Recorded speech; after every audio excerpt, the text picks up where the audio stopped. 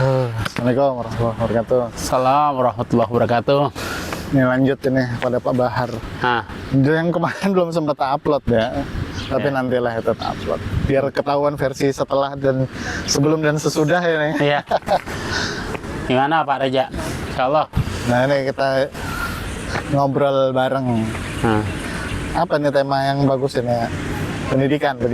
ya kita mau ngomong tema pendidikan bebas, mau ngomong apa aja ya bebas lah. Ya.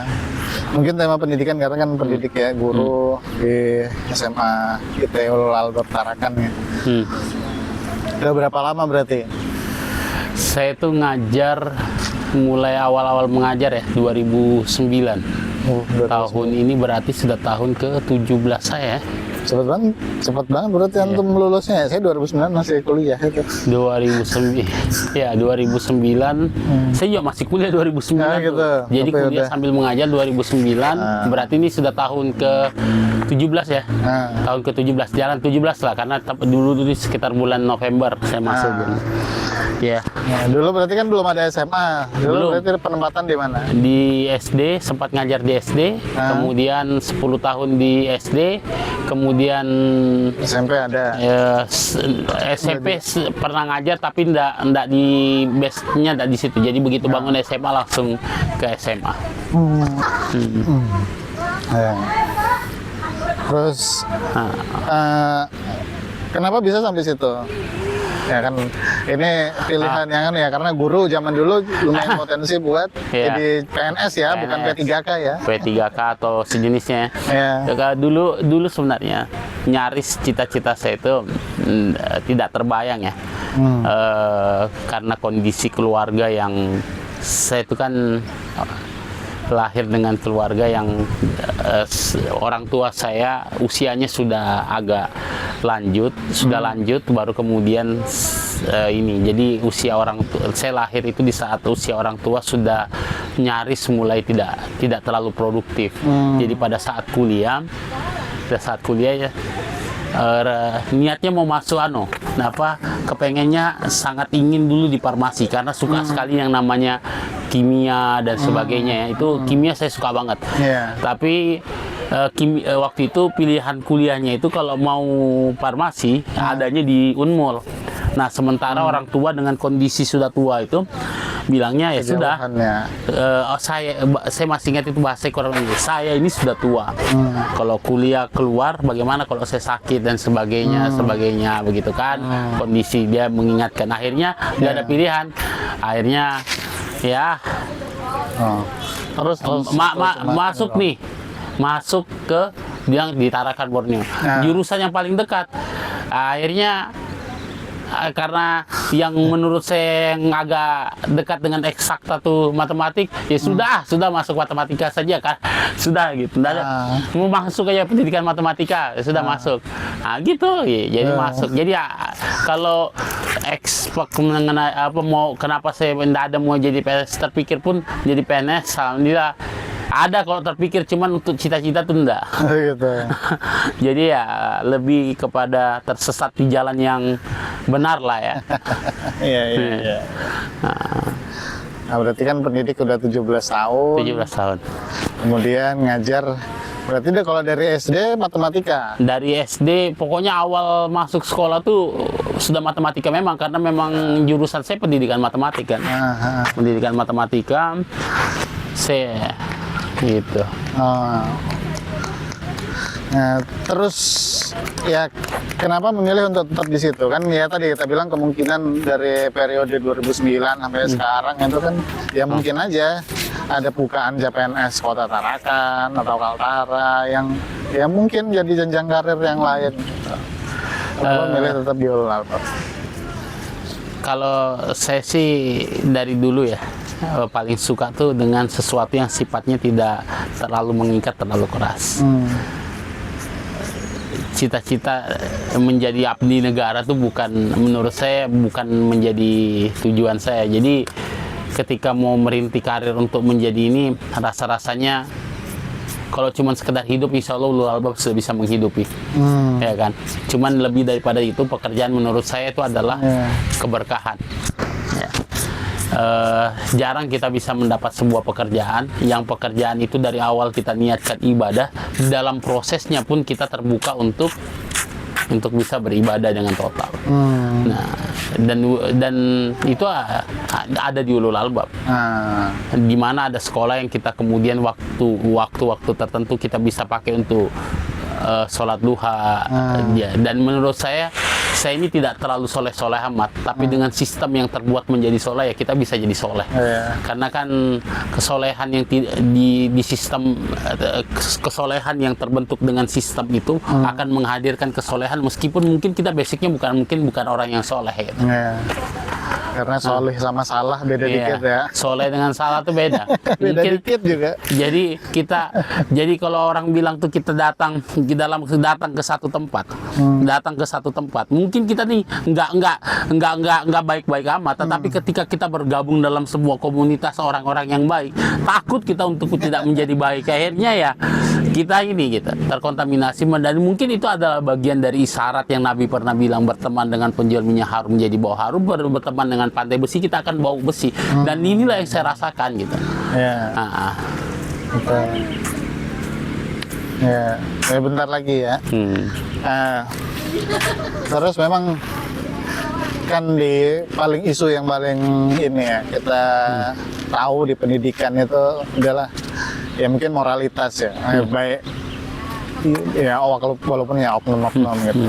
Dan tantangan sekarang ya mau dimanapun kurang lebih sama gitu ya. Walaupun sistemnya kadang kita punya, tapi isinya kan manusia. Nah, tantangan yang bagaimana biasanya yang dihadapin, terus biasanya jalan keluarnya itu gimana kalau dari Pak Bahar? Tantangan ya? Ya, tantangan sama pendidik. Setiap masa itu pasti ada tantangannya. Tetapi bagi saya, zaman dulu dengan zaman sekarang itu relatif sama saja, cuman hanya tantangannya yang berubah. Nah, tinggal sebenarnya bukan persoalan dari tantangannya, tapi bagaimana sikap kita menghadapi tantangan. Dan saya selalu berpikir begini, tidak ada satu masalah yang tidak bisa terselesaikan, termasuk masalah akhlak ini, moralitas ini. Moralitas itu selama ada keinginan dari kita untuk merubah, pada akhirnya orang akan berubah. Persoalannya adalah mau ndak guru ini, ada ndak keinginan, ada ndak niat dari guru ini mau merubah, atau jangan sampai kehadiran seorang pendidik di tengah kelas itu hanya menggugurkan kewajiban dia, habis itu masa bodoh dengan hal yang lain. Dia tidak terpatri. Bagi guru sejati menurut saya itu begini Pak Raya. Menurut saya, guru sejati itu dia tidak dibatasi oleh jam. Karena hari-hari dia itu adalah hari-hari dia, sejak dia bangun tidur sampai dia tidur kembali, bahkan di dalam tidurnya sekalipun dia memikirkan tentang pendidikan itu. Dia tidak membatasi. Nah, ini beda. Makanya kalau kita mengatakan bahwa pendidikan itu terbatasi oleh jam tertentu, maka saya curiga di dalam hati kita itu tidak ada naluri pendidik. Bagi seorang pendidik yang sejati, ya, siswa, masalah, perubahan akhlak dan sebagainya itu menjadi bagian dari dirinya yang senantiasa dia pikirkan di dalam dirinya. Bahkan kalau saya mengilustrasikan tidurnya sekalipun, itu ada cerita tentang siswanya. Di dalam sholatnya dia ingat siswanya. Artinya itulah sejatinya guru gitu. Bukan guru yang dibatasi jam. Dia datang ke sekolah jam 7 misalkan, pulang jam 4 sore, maka dia hanya menjadi guru dari jam 7 sampai dengan jam 4 sore. Menurut saya keliru. Ketika kita sudah berikrar menjadi seorang guru, maka 24 jam dalam kehidupan kita itu adalah guru. Dia 24 jam. Bahkan di dalam sholat kita ada ini. Nah, itu makanya yang membedakan antara guru yang guru yang orientasinya hanya sekedar untuk mencari kesejahteraan dengan orang yang mencari keberkahan. Sejahtera dan berkah itu beda. Kalau cuma sekedar mencari kesejahteraan, kita akan pikiran kita nih uang saja, uang. Pokoknya bagaimana caranya dapat uang sebanyak-banyaknya sudah. Tapi kalau kita mau mencari keberkahan dari Allah Subhanahu wa taala, mau bagaimanapun kondisinya, mau kita dalam kondisi sejahtera atau tidak. Kita tahu mungkin kita punya uang sedikit, kita tahu bahwa kita nggak punya uang yang banyak, tapi kan kita tahu bahwa kita punya Tuhan yang tidak akan membiarkan diri kita tuh dalam kondisi yang kelaparan dan hidup terlunta-lunta. So pada akhirnya Pak Reja, saya cuma mau bilang hari ini belajar dari yang saya rasakan. Toh saya juga nggak miskin, toh pada hari ini orang yang sibuk dengan mencari kesejahteraan itu juga sampai hari ini nggak sejahtera juga. Tapi ada orang yang mungkin kita ngelihat hidupnya biasa-biasa saja, gajinya biasa-biasa aja, kelihatan asetnya bertambah dan sebagainya. Kenapa? Karena dia yakin bahwa segala sesuatu itu ada Tuhannya kok, ada Allahnya gitu. Jadi begitu. Jadi lebih kepada orientasi. Jadi sejatinya guru adalah yang mencari keberkahan, bukan hanya sekedar mengukurnya dari kesejahteraan. Ya berarti saya dapat 2 poin di sini. Pertama terkait tantangan-tantangan zaman pendidikan itu, mau di manapun ya, di masa manapun bisa jadi sama. Mungkin mediumnya yang agak beda. Tapi yang paling penting tadi poin pertama adalah respon kita gitu ya. Respon kita. Terus yang kedua terkait apa ya? Ya moralitas. Tadi saya dapat poinnya ya, bagaimana kita meniatkan itu dan memastikan bahwa kita full time ya untuk menjadi mampunya kita gitu ya. Kalau bahasa agama mastatoktum ya, semacam itulah ya. Benar. Nah, terus yang ketiga gitu ya, sebenarnya ya kita tahu bahwa ya pendidikan dalam bentuk apapun ya, formal non formal itu kan sebenarnya adalah dalam tanda kutip investasi jangka panjang. Nah, sementara paradigma masyarakat atau bahkan ya keadaan ya mungkin ya secara umum Indonesia gitu adalah short term gitu ya. Maksudnya orang yang pikirannya ya, atau bukan orang juga ya, tapi mungkin kumpulan masyarakat yang dominan pikirannya itu jangka pendek, baik dalam meraih apapun ya, meraih kesejahteraan dalam jangka pendek, makanya ada banyak kasus. Nah, bagaimana sebenarnya peran pendidikan itu sebagai investasi jangka panjang yang sebetulnya menjanjikan gitu ya, cuma memang kita nggak bisa menjaga ya, kurang kokoh lah menjaga supaya hasil gitu ya, harapan kita kan outputnya ya tetap bagus gitu lah sampai kita ini.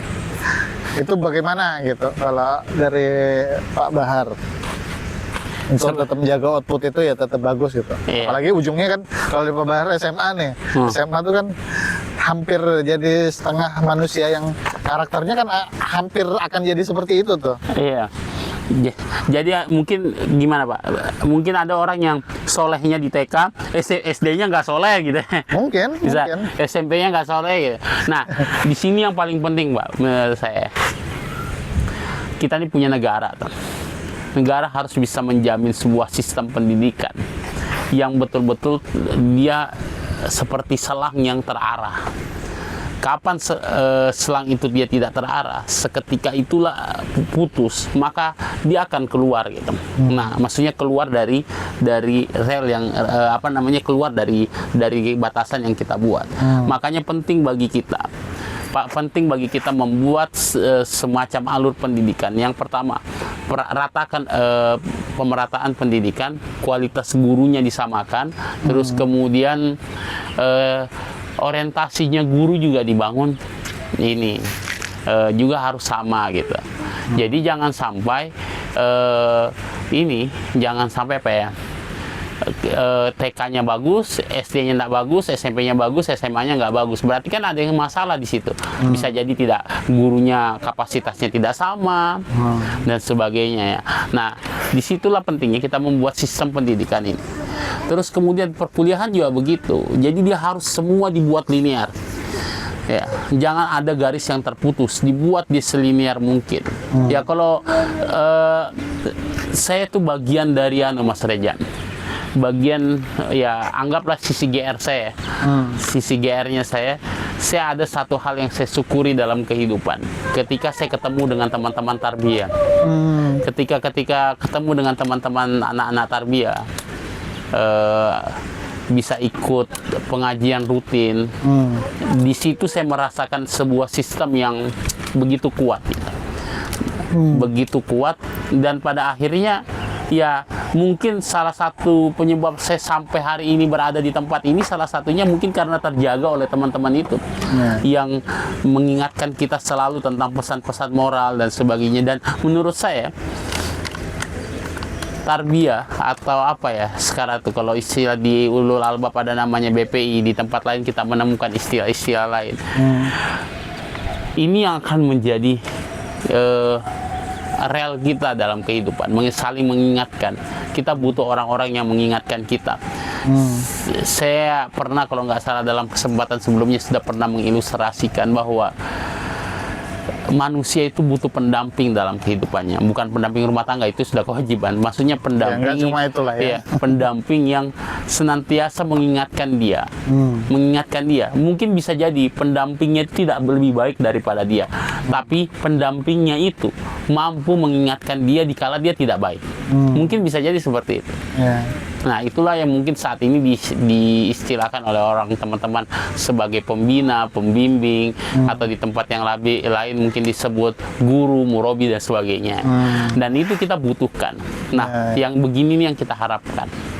Begitu sih. Jadi memang sebetulnya ya intinya, walaupun misalnya kita dalam kondisi bernegara, harapannya sebetulnya mau ganti menteri pun sebetulnya alur kita yang kita perjuangkan sama gitu ya. Garisnya mau lanjutkan terus gitu ya. Jangan bikin perubahan-perubahan yang tidak jelas. Maksud hati mau baik malah hancur. Itu termasuk kesinambungan itu sebetulnya harusnya kita bisa ini ya. Ya dari inilah sisi pemerintah berarti harus bisa jaga supaya tujuan amanat undang-undang itu tercapai. Kemudian selanjutnya berarti kita ya butuh itu ya, pendamping atau guru atau apapun menyebutnya yang di kita itu ya bermanfaat buat kita, menjaga kita supaya nggak lepas dari koridor yang sesungguhnya mungkin kita tuju, atau kalau bahasa agama ya fitrahnya kita gitu kan. Fitrah kita. Yang apa tuh, kayak Messi dengan pelatih, Messi dengan, saya kan termasuk orang yang suka lihat perkembangan Messi dengan Ronaldo. Ronaldo Messi itu kalau dia main bola dengan Ronaldo dengan Messi itu kalau dia main bola, ya Ronaldo dengan Messi itu kalau dia main bola, Pak. Nah, anggaplah Messi itu kenapa dia jago? Dia main bola, jago dia nih. Tapi kalau dia disuruh main bola bergocek-gocek dia dengan pelatihnya, saya masih yakin Messi jauh lebih hebat daripada Pep Guardiola pelatihnya. Ya, mungkin ya. Nah, Ronaldo juga begitu. Kalau dia disuruh istilahnya main gocek-gocek bola di sini dengan pelatihnya itu, saya yakin Ronaldo jauh lebih hebat. Tapi pertanyaannya kemudian adalah kenapa sekelas Ronaldo dengan Messi itu masih membutuhkan pelatih? Masih nurut gitu masih nurut dengan pelatih. Padahal dia lebih hebat daripada pelatihnya. Bukan berarti kita mau mengatakan kita lebih hebat. Cuman saya ingin mengilustrasikan ini sebagai jawabannya. Bahwa Messi membutuhkan pelatih, Ronaldo membutuhkan pelatih. Itu karena dia membutuhkan orang yang mampu melihat dia dari sisi yang berbeda. Nah, ketika dia mampu melihat dia dari sisi yang berbeda ini, dia akan senantiasa diingatkan, kan begitu. Kita nonton bola, Pak. Nonton bola lebih hebat penonton daripada pemainnya. Kenapa? Karena penonton melihatnya dari sisi yang begitu luas. Kalau dia tahu kelemahnya kita di mana. Nah, kan begitu. Ini cerita saya maknai kita butuh orang yang seperti itu. Jadi kita jangan sombong dengan pencapaian kita. Jangan sombong. Manusia nggak boleh sombong. Kapan dia sombong dengan pencapaian dia? Kapan dia sombong dengan pencapaian dia, maka sekedar itu rusak kehidupan dia menurut saya. Pokoknya sehebat apapun pencapaian kita pada hari ini, jangan lupa untuk minta nasihat dari orang lain. Karena nasihat dari orang lain itu yang akan menyelamatkan kita, karena dia melihat kita dari sudut yang berbeda. Gitu. Nah, gitu. Tapi orang yang benar paham sama kita ya, itu Iya. catatan utamanya. Yang paham dengan kita dan jujur untuk kita melihat kita. Iya. Kadang-kadang ini Pak, hidup kita ini sering banyak yang tidak jujurnya kok. Apa buktinya? Kalau misalkan kita, mohon maaf, Pak Reja misalkan lagi banyak duit, biar juga Pak Reja bikin kesalahan, orang puji karena orang Iya. berpikir Pak Reja banyak duit, dia kasih duit kita kalau kita puji kan begitu. Betul. Tapi kita butuh orang yang jujur melihat kita apa adanya dan menilai kita serta memberikan evaluasi kepada kita. Kehidupan yang berjalan dengan jujur itu akan membuat kita itu hidup dengan yang sesungguhnya. Kita tidak hidup dalam bayang-bayang yang disebut dengan kamuflase dan sebagainya. Nah, begitu. Kalau saya sih nilainya begitu sih Pak Reja. Iya, iya. Oke, Pak Bahar, mungkin itu Semangat ya. kita hari ini bicara pendidikan, skor paling kecil, skor paling gede. Dari bicara tentang pribadi sampai negara. Ya moga terus membuka cakrawala kita bahwa ya saling berkaitan lah antara kita sebagai pribadi-pribadi, terus juga dalam komunitas dan dalam negara punya kontribusi dalam pendidikan gitu ya. Apalagi Sekecil apapun kontribusi kita untuk negara, ya, sekecil apapun kontribusi kita untuk negara, itu adalah kontribusi kita untuk negara. Jadi kalaupun kita tidak punya kontribusi, setidaknya kita punya niat untuk berbuat baik kepada negara, itu sudah jauh lebih bagus Pak daripada kita merusak. Kalau kita tidak bisa menjadi pensil untuk mengukir kebaikan, setidaknya jadilah penghapus yang untuk menghapus luka dalam setiap luka-lukanya orang lain. Nah, Begitu sih. siap. Terima kasih Pak Bahar. Semangat ya. Nah, ya, assalamualaikum. Nanti ditunggu. Keren antum punya alat lengkap begini.